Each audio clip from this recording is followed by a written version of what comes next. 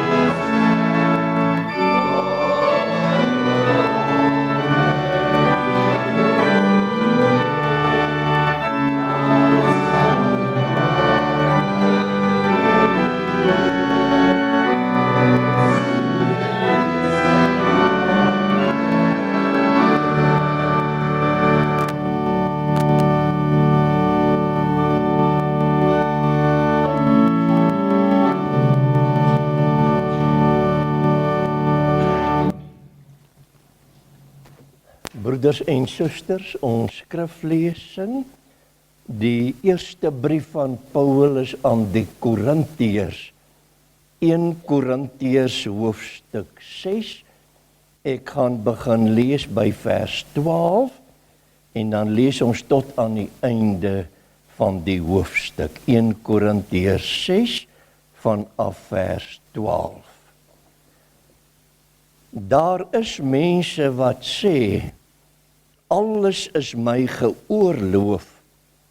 Ja, maar nie alles is heilsaam nie.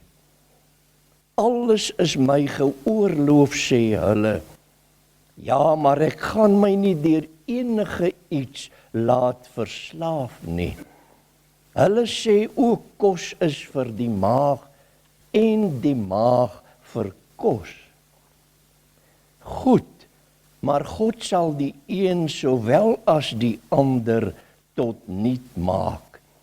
'n Mens se liggaam is nie bedoel vir seksuele losbandigheid nie, maar is daar vir die Here, wat ook oor ons liggaam Here is.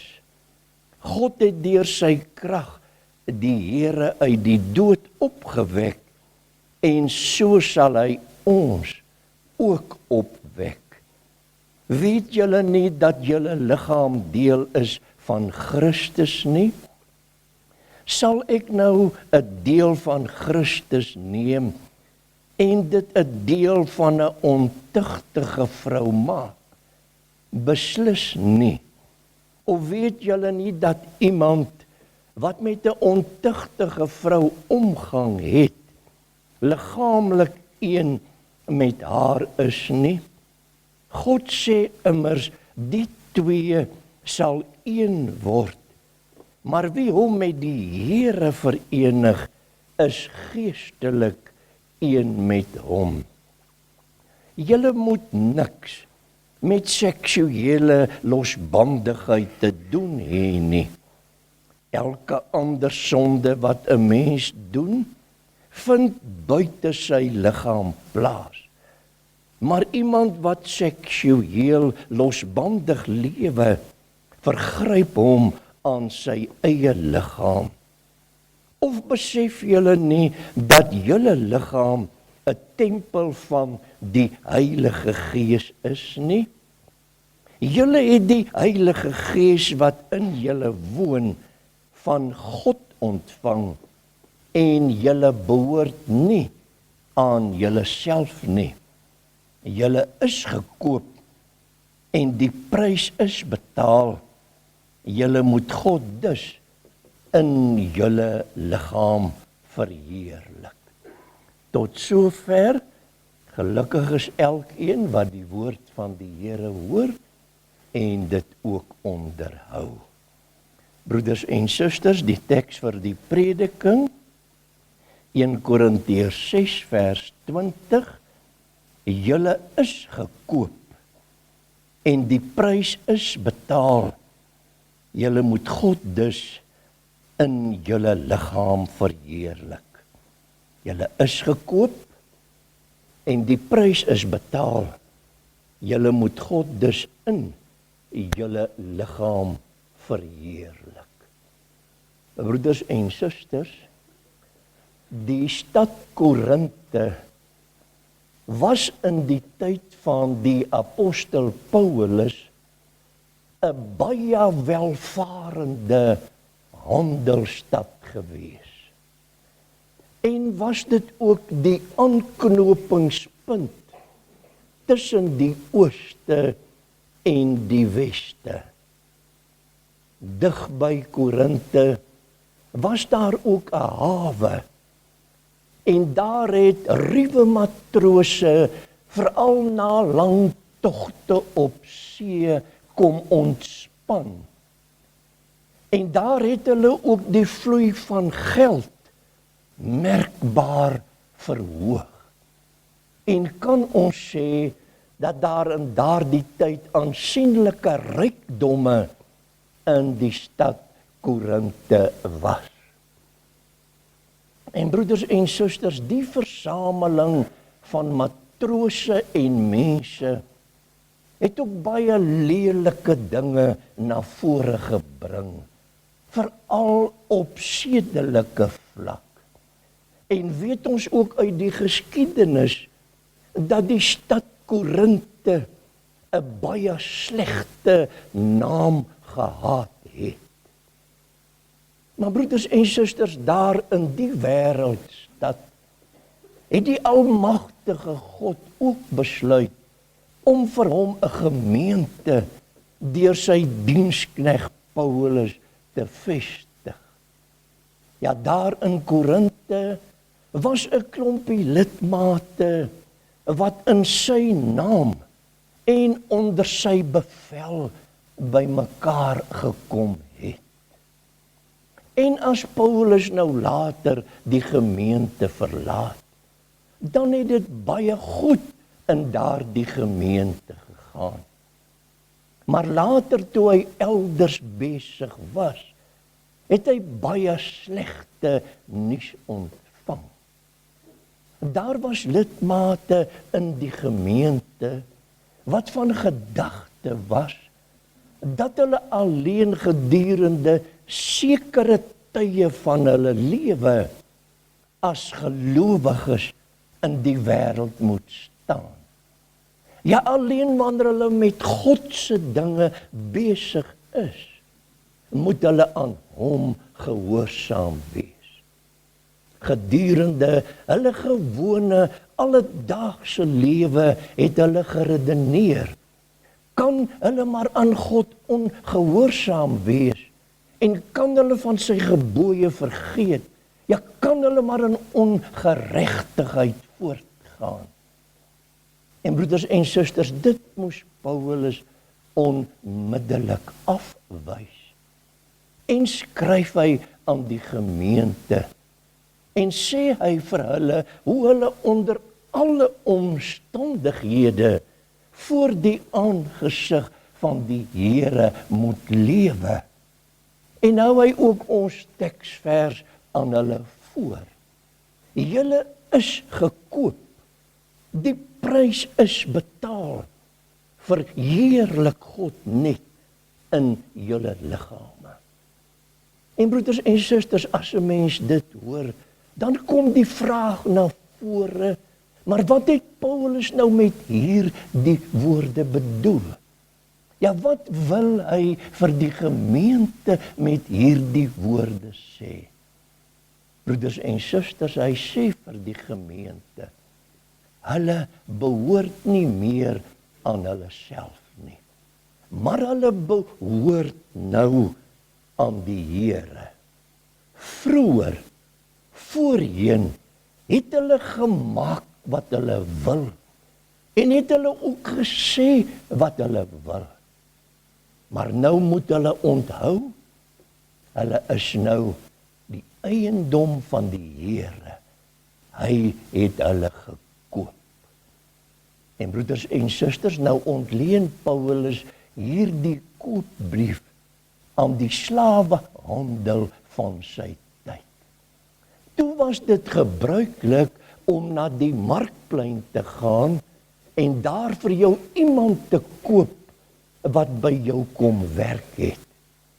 En daardie persoon wat jy gekoop het jou eiendom geword, het ten volle aan jou behoort. Jy het ook beheer oor daardie persoon gehad. En nou sê Paulus vir die gemeente van Korinthe, die Here, God, het julle gekoop en julle behoort aan hom. En hierby sluit Petrus ook in een van sy briewe aan. In 2 Petrus 2 lees ons dat Petrus sê Christene, gelowige mense behoort aan die Here, want die Here het hulle gekoop. Lees 'n mens hierdie stukkie in die Griekse teks, dan staan dit letterlik so vir ons opgeteken. Julle is met 'n prys gekoop. En bring die Afrikaanse vertaling dit ook baie mooi onder woorde. Julle is gekoop. Julle is met 'n prys gekoop. Verheerlik God in julle liggame. En broeders en susters, as 'n mens nou hierdie woorde hoor, dan kom die vraag ook na vore. Waarmee het God die gemeente gekoop? Ja, wat het God vir die gemeente betaal? Broeders en susters, die antwoord kom weer uit een van Petrus se briewe. 1 Petrus 1 vers 18 en 19. Daar lees ons so: Julle is nie met verganklike dinge soos silwer of goud gekoop nie. Nee, julle is gekoop met die kosbare bloed van Jesus Christus. God se prys vir die gemeente van Korinthe was dus sy seun. En langs hierdie weg van vernedering, van veragting, van smaad en hoon, het hy die gemeente van Korinthe sy eiendom gemaak. Broeders en susters, groter liefde is daar nie in die wêreld nie. Maar nou is daar een saak wat in ons teksvers baie prominent na vore kom, wat sterk beklemtoon word deur Paulus. Dit is God wat hulle gekoop het. God het dus eerste gehandel. Broeders en susters, God skenk aan die gemeente van Korinthe deur die verlossing van Jesus Christus die ewige lewe. En dit is baie belangrik om so hierna te kyk. Hulle moes nie eers iets gedoen het om vir die Here aanvaarbaar te wees nie.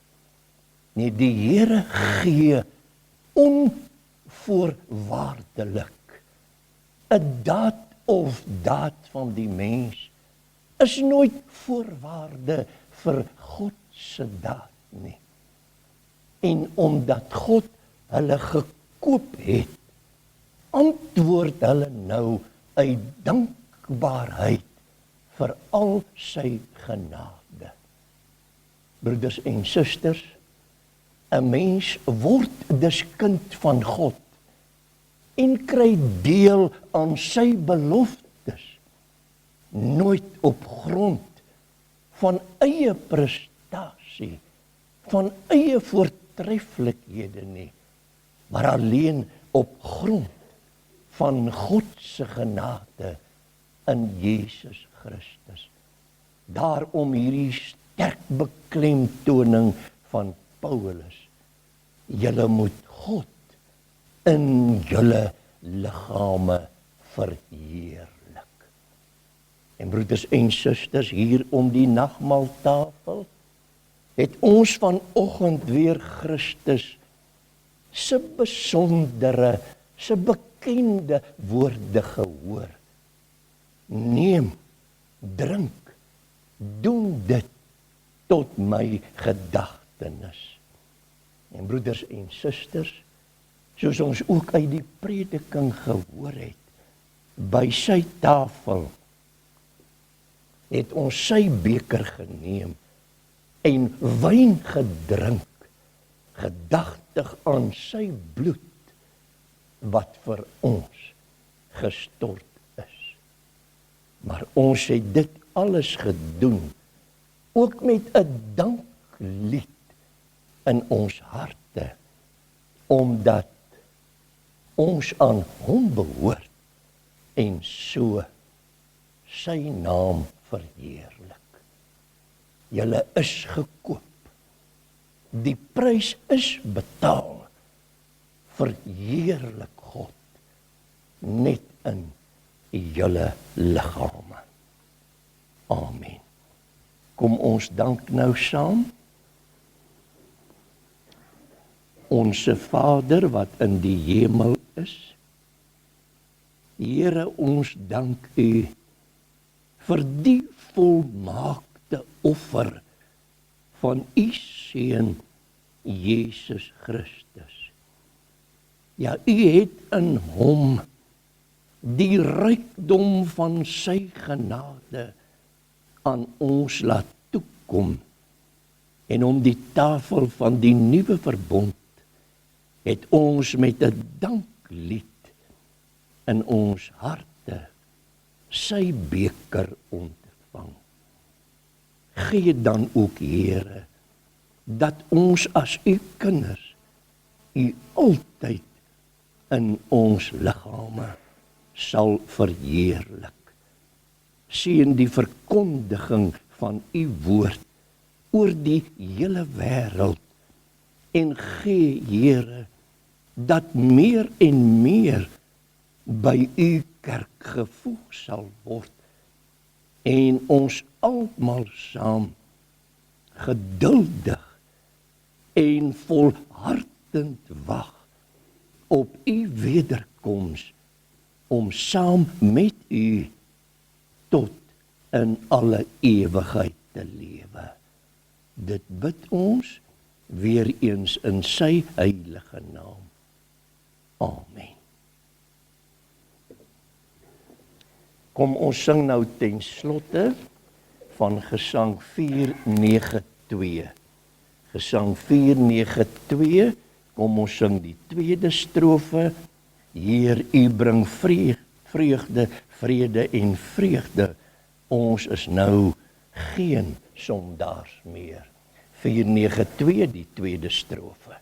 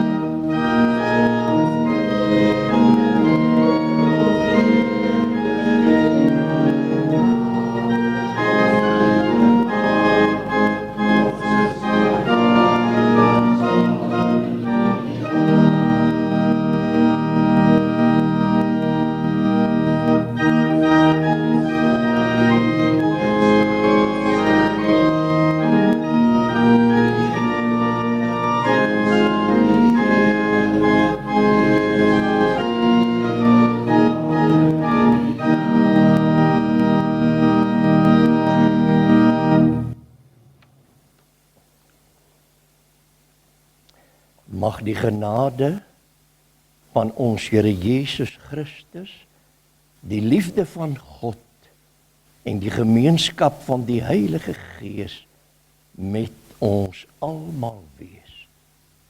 Amen.